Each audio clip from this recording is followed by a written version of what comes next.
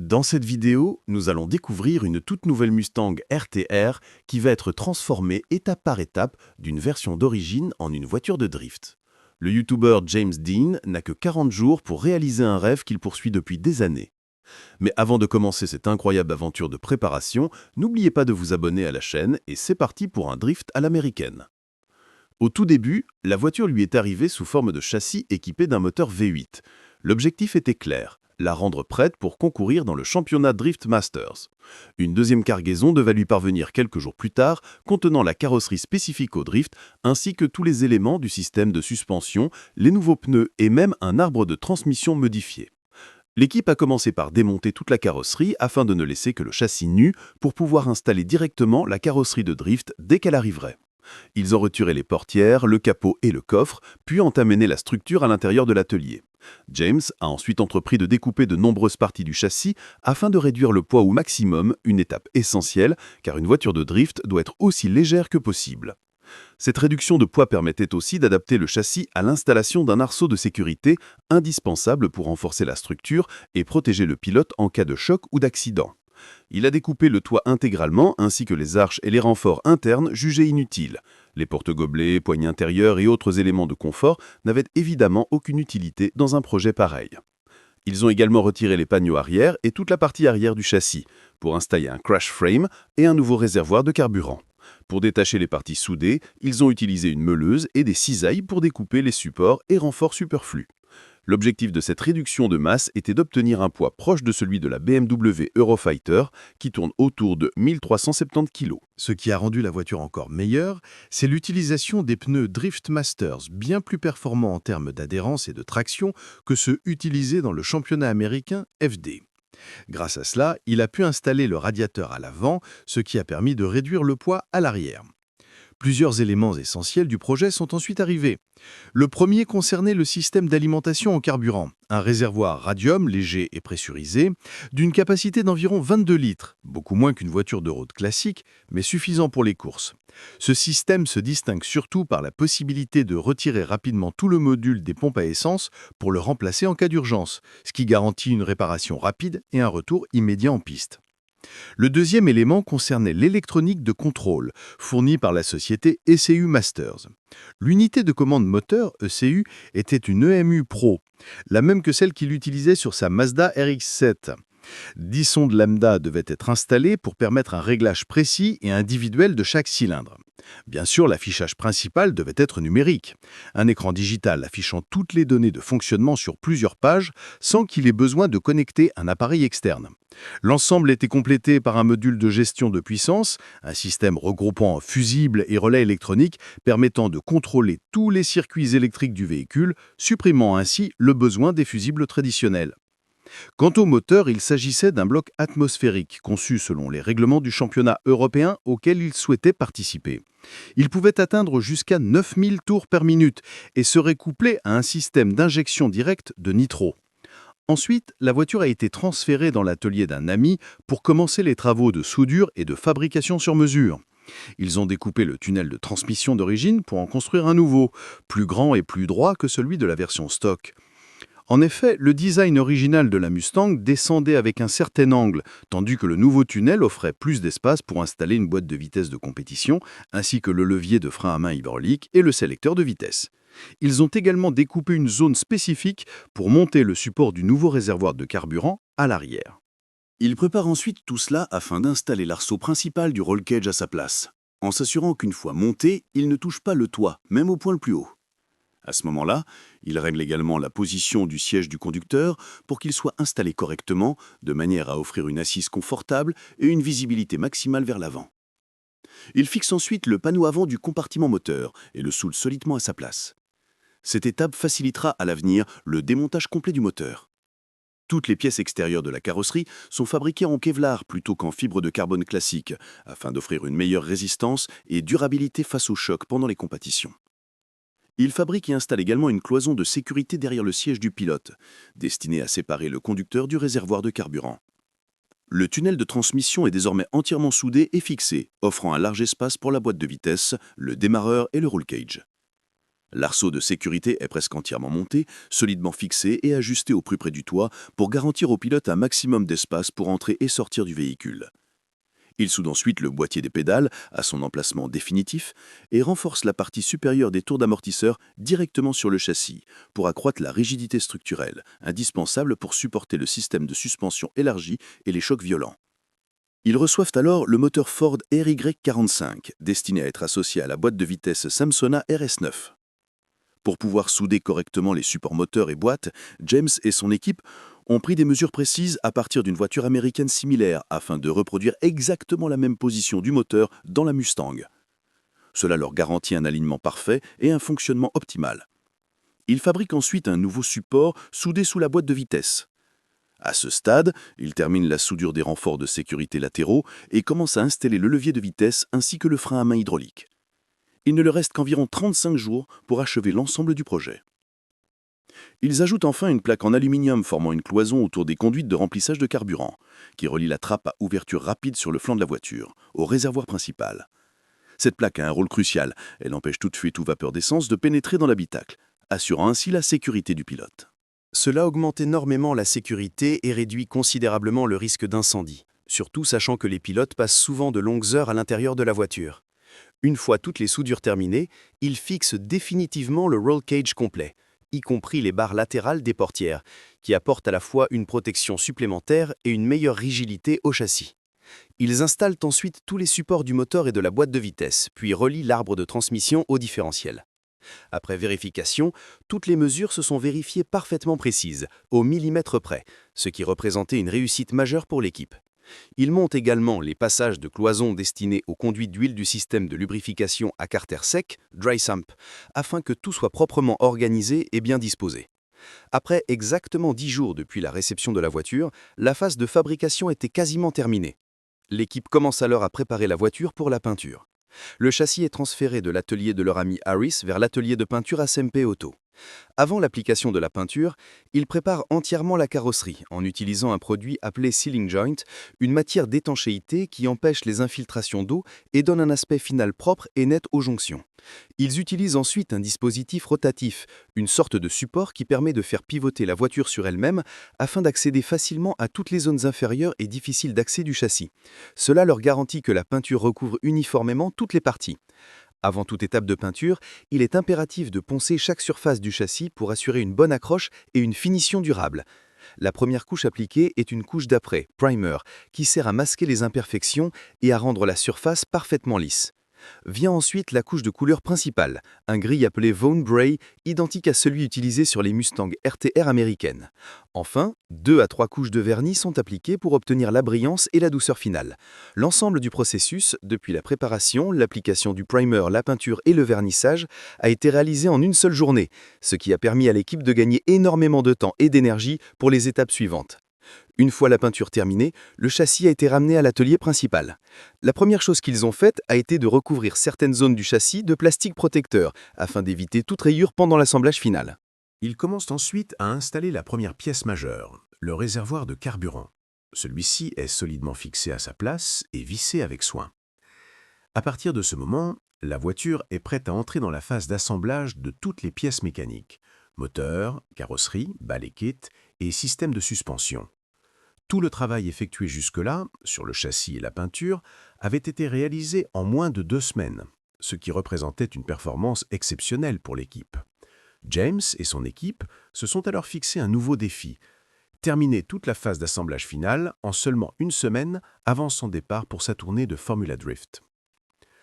Dans un premier temps, ils ont calculé le poids exact des pièces métalliques retirées du châssis, tels que les planchers, les renforts et autres éléments découpés. En les pesant, ils ont obtenu un total de 118 kg retirés. Ensuite, ils ont pesé le châssis complet, équipé du roll cage, soudé et peint. Il pesait 347 kg, un poids remarquablement léger pour une structure déjà renforcée. Une fois la voiture terminée, ils prévoient de la comparer à leur ancien véhicule d'entraînement pour mesurer la différence de poids final. Peu après, une nouvelle cargaison provenant de RTR est arrivée, contenant de nombreuses pièces neuves. Bras de suspension, articulations, support de fixation pour le système de suspension arrière, ainsi qu'une barre de protection avant, crash bar. Ils ont également reçu de nouveaux pare-chocs avant, Ford, du modèle S650, ainsi que de nouveaux éléments en carbone pour le body-kit, notamment les bas de cache latéraux. Ils terminent ensuite le travail sur le système de freinage, en utilisant des conduites Goodrich, réputées pour leur très haute qualité. Toutes les connexions sont équipées de raccords à déconnexion rapide, Quick Release, ce qui permet de détacher rapidement une durite de frein avant en cas d'accident ou pour démonter un coin du véhicule sans perdre de liquide de frein. L'équipe reçoit aussi des amortisseurs sur mesure, un ressort hélicoïdaux, Custom Coilovers, équipés de réservoirs externes permettant de régler la compression et la détente. Ces amortisseurs devaient être modifiés pour s'adapter au système de direction du kit d'angle installé sur la voiture. Cette modification impliquait notamment le remplacement du capuchon supérieur pour décaner légèrement l'amortisseur vers l'extérieur, ce qui offrait un angle de braquage plus large, un avantage crucial pour la performance en drift. Et bien sûr, cette étape était cruciale pour les compétitions de drift. Mais c'est à partir de là que les problèmes ont commencé à apparaître. L'équipe s'est rendue compte que les entretoises des articulations de suspension reçues de RTR étaient incomplètes ou n'étaient pas exactement aux bonnes dimensions pour la voiture. Ils ont donc dû retourner à l'atelier du frère de James afin de fabriquer des entretoises sur mesure à la tour. Chaque bras de suspension nécessitait un jeu d'entretoises spécifique, car ces pièces s'insèrent entre l'articulation et le châssis pour maintenir les bras parfaitement en place. L'articulation du bras de carrossage, ou camber arm, était légèrement plus large que prévu, ce qui les a obligés à ajuster minutieusement les dimensions. Ils ont travaillé près de 10 heures d'affilée sur ces pièces, uniquement pour les rendre parfaitement adaptées. Ce fut un travail éreintant, mais indispensable. Tout devait être exact pour garantir la sécurité et la précision de la voiture. Leur ami, spécialiste de la fabrication complexe, est ensuite arrivé pour concevoir les collecteurs d'échappement sur mesure du moteur. Ce fut une tâche particulièrement difficile, car la voiture était en conduite à droite, ce qui rendait l'espace moteur très restreint. Il devait éviter à la fois la boîte de direction et la pompe à huile. Il a donc fabriqué des collecteurs à longueur égale et à courbure progressive, une configuration qui améliore considérablement les performances du moteur. Chaque cylindre a été équipé d'une sonde lambda dédiée, soit 8 au total, en plus des sondes principales dans le système, pour obtenir un réglage de mélange air-carburant d'une précision extrême. Une fois cette étape terminée, ils ont commencé à installer tout l'essieu arrière. L'équipe était ravie du résultat visuel. La voiture, enfin posée au sol, avait une allure impressionnante. James a ensuite remarqué un point très positif. Le système de suspension arrière conservait pratiquement la même géométrie de carrossage lorsque la voiture s'abaissait sous le poids, ce qui est excellent pour la stabilité en drift. Bill, leur ami, a terminé la fabrication des collecteurs avec une qualité exceptionnelle. Des soudures nettes, régulières et robustes, et un design clair et accessible. Le côté le plus complexe restait celui de la boîte de direction et de la pompe à huile, mais Bill a réalisé un travail ingénieux, créant juste assez d'espace pour que ces éléments fonctionnent sans aucun risque de contact ou de friction. Il a même réussi à laisser suffisamment de marge pour permettre le démontage de la colonne de direction si nécessaire. Ils ont ensuite procédé à l'installation complète de la suspension arrière RTR, un système réputé, mais un peu complexe dans sa conception. Ce système de suspension n'a rien d'ordinaire. Il a été conçu spécialement pour résister à l'extrême brutalité du drift et offrir le maximum d'angle de glisse possible. Ils installent ensuite les étriers de frein, impatients de voir la voiture rouler enfin sur ses roues, parfaitement fonctionnelles dans l'heure qui suit. Pendant ce temps, leur ami travaillait sur la pose du capot d'origine afin d'aligner précisément toutes les lignes de la carrosserie. Cette étape était essentielle pour garantir que les éléments extérieurs en Kevlar carbone s'ajustent parfaitement, sans décalage ni mauvaise mesure. Un autre membre de l'équipe se consacrait entièrement au système électrique de la voiture, en utilisant du matériel DCU Masters. Le plan était clair. Terminer tout le câblage pendant que la voiture restait encore aux États-Unis, afin que James puisse, dès son retour de course, démarrer la voiture immédiatement, sans qu'il manque la moindre pièce. Ils ont également reçu des pièces mécaniques essentielles, notamment une nouvelle boîte de vitesse et un embrayage renforcé, capable de transmettre au sol la puissance colossale du moteur, près de 1000 chevaux, avec un rendement maximal. À ce moment-là, James commençait à ressentir une grande tension. Tout son effort, toute son énergie était concentrée sur la construction de cette voiture, à tel point qu'il n'avait presque pas eu le temps de se préparer pour la course, ni même d'étudier ses adversaires. Mais il a vite compris que, depuis sa victoire au championnat précédent, tous ses concurrents le visaient personnellement. La plupart de son entraînement se faisait sur un simulateur de conduite installé chez lui, ce qui lui permettait de mémoriser les lignes de trajectoire et les transitions du circuit de Long Beach. Il a donc laissé son équipe poursuivre les derniers ajustements de la Mustang, pendant qu'il partait pour les États-Unis pour participer à la course. Sur place, James a expliqué en détail les particularités du circuit. Le départ, ou entry, se fait à vitesse maximale et il faut frôler la bordure blanche et rouge sur la droite avant de transférer la voiture complètement vers la gauche pour venir toucher le premier mur, sous le pont. La transition doit être ultra fluide et contrôlée. Si elle est trop brusque, la voiture n'aura pas le temps d'atteindre les zones de contact suivantes après le pont.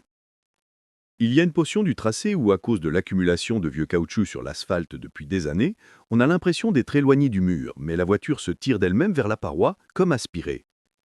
C'est pourquoi il faut toujours laisser un léger espace, la voiture s'y plaque ensuite d'elle-même. Le circuit est considéré comme l'un des plus difficiles car il est composé presque uniquement de virages aveugles, où le pilote ne voit jamais ce qui se trouve juste après chaque coin. La bonne nouvelle toutefois, c'est que ces virages sont toujours placés exactement au même endroit, sans variation, ce qui permet aux pilotes expérimentés comme James d'y enchaîner des trajectoires quasi parfaites. Il est retourné à l'atelier pour voir les dernières avancées du projet. Il ne restait plus que 11 jours avant l'expédition de la voiture pour la course. Il venait tout juste de recevoir ses jantes Skunk Wheels, spécialement conçues pour lui, dans une teinte grise unique. Il en était ravi. Le design avait été finalisé et envoyé en production en seulement quelques jours.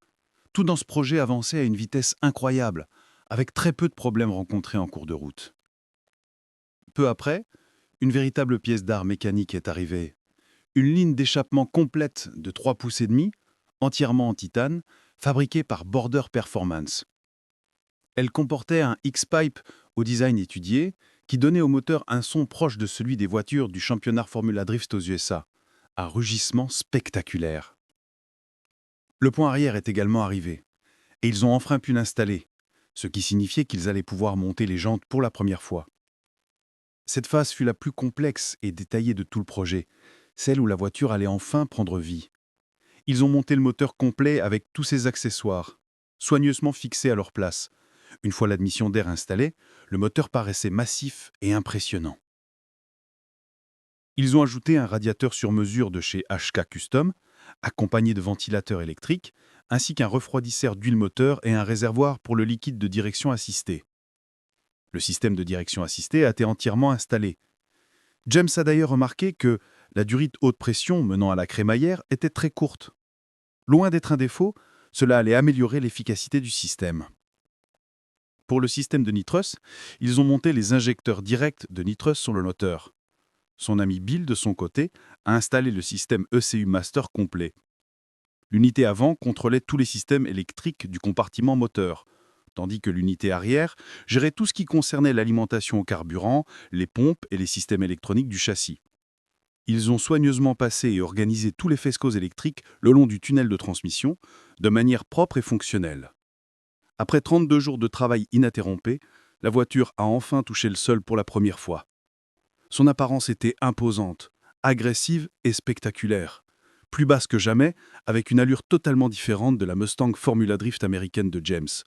Elle rappelait presque une hot rod classique, ces voitures mythiques et rétro, si populaires aux États-Unis. Ils ont ensuite installé les pneus sur les jantes, les ont équilibrés, puis James s'est assis pour la première fois dans le siège du conducteur. Un moment chargé d'émotion après des semaines d'efforts et de perfectionnement. Une fois la voiture posée au sol, James testa la position des pédales et le montage du volant. Tout était parfaitement aligné, même avant tout réglage de géométrie. Après avoir connecté la dernière pièce du faisceau électrique, ils purent enfin entamer les procédures de premier démarrage du véhicule. Bill installa le faisceau moteur complet, le harness, c'est-à-dire l'ensemble des câbles électriques reliés au moteur, puis commença à configurer le programme du PMU, l'unité de gestion de l'énergie qui contrôle la distribution de l'électricité dans toute la voiture. Un bon calibrage du PMU garantit que tous les systèmes électriques fonctionnent avec une efficacité optimale, sans erreur ni surcharge. Il attribua à chaque pompe et à chaque composant électrique sa fonction exacte, afin d'éviter toute confusion ou court-circuit éventuel. Ensuite, ils remplirent les fluides, huile moteur, liquide de direction assistée, liquide de frein, et enfin ils versèrent le carburant de compétition, bien différent de l'essence classique. Ce carburant, appelé Vaporizing Fuel Max NOS, possède un indice d'octane de 119, une valeur extrêmement élevée. Pour simplifier, l'octane mesure la résistance du carburant à l'auto-inflammation dans le cylindre. Plus il est haut, plus le moteur peut comprimer le mélange air-carburant sans risque d'explosion prématurée. Dans les voitures de route, on utilise généralement du SP92 ou 95. Mais pour un moteur de course développant une puissance extrême, un carburant à 119 d'octane est indispensable pour supporter la pression et la température élevée. Ils contactèrent ensuite Reseek, leur programmateur basé aux États-Unis, afin qu'il leur envoie le basemap, c'est-à-dire le programme de démarrage initial du moteur. Cette basemap agit comme un logiciel de mise en route. Elle permet au moteur de tourner correctement pour la première fois, même sans délivrer toute sa puissance. C'est sur cette cartographie de base que seront ensuite construits tous les réglages finaux destinés à libérer la pleine puissance du monstre sur la piste. Ils effectuent plusieurs tentatives de démarrage, jusqu'à ce que soudainement, le moteur se mette à rugir. C'était normal qu'il faille quelques essais. Après tout, le moteur était entièrement neuf, assemblé à la main dans leur atelier. Après 5 semaines exactes de travail intensif et ininterrompu, le projet était enfin terminé. La voiture fonctionnait à la perfection, avec une efficacité et une précision exceptionnelles, sans aucun défaut majeur. Un accomplissement énorme pour James et toute son équipe qui venait de donner vie à une véritable bête de course. Ils étaient fous de joie, car c'était la première voiture en 8 ans sur laquelle ils réalisaient un travail aussi complet.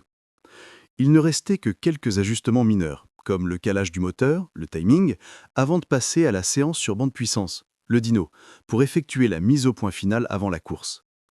Arrivés au banc d'essai, ils lancèrent les premiers tests. Le moteur développa 900 chevaux, et ce sans même utiliser le nitrous. Ensuite, ils ajoutèrent un shot de 150 chevaux d'oxyde nitreux et le régime moteur monta jusqu'à 9000 tours par minute. Le son était absolument démentiel, un rugissement pur et brutal. Une fois les essais terminés, ils retournèrent à l'atelier Moss Design pour appliquer le wrap, c'est-à-dire le covering final qui donnerait à la voiture son apparence définitive avant la compétition. Le départ pour la course approchait à grands pas. La voiture devait être expédiée dans quelques jours seulement. Une fois le wrap terminé, l'équipe s'attaqua aux réglages finaux. Installation des dernières pièces manquantes, pesée complète de la voiture et surtout le réglage de l'alignement, alignment, des roues et de la géométrie de la suspension arrière. Ils ajustèrent avec précision les angles de carrossage, camber, et de pincement, toe, afin que les pneus adhèrent parfaitement au moment critique tout en se relâchant aisément lors de l'entrée en glisse, drift. Ces réglages permettaient au pilote de garder un contrôle total sur la voiture, maintenant un angle de drift stable sans risque de tête à queue. La voiture était enfin terminée à 100%. Les pare-chocs, le capot et tous les derniers détails étaient en place. Ils l'amenèrent ensuite sur le circuit d'essai et le résultat visuel était impressionnant. Une présence spectaculaire sur la piste. Pour le look final, ils avaient choisi de peindre les jantes avant en blanc. Ce choix permettait au public et aux photographes de voir clairement la direction des roues avant pendant les glissades, mettant en valeur les angles de braquage extrêmes. Mais ce n'était pas qu'esthétique. Ces jantes blanches étaient aussi plus légères, même si leur prix était bien plus élevé. Dès les premiers tours de piste, quelques petits problèmes mécaniques apparurent, ce qui est tout à fait normal pour une voiture entièrement assemblée à neuf. Un problème de direction assistée, le volant était trop dur, surtout lors des manœuvres rapides. Un souci au niveau des freins, il fallait réajuster le circuit de liquide de frein pour améliorer la sensation de la pédale. Et enfin, le problème le plus sérieux, un capteur de vilebrequin défectueux, crane sensor. Lorsque le moteur chauffait, la voiture refusait de redémarrer, un souci critique qu'il fallait résoudre immédiatement, avant toute autre étape. Ils montèrent ensuite des pneus ultra adhérents, appelés Sticky Tires, pour voir comment la voiture se comportait avec un niveau de grippe plus élevé.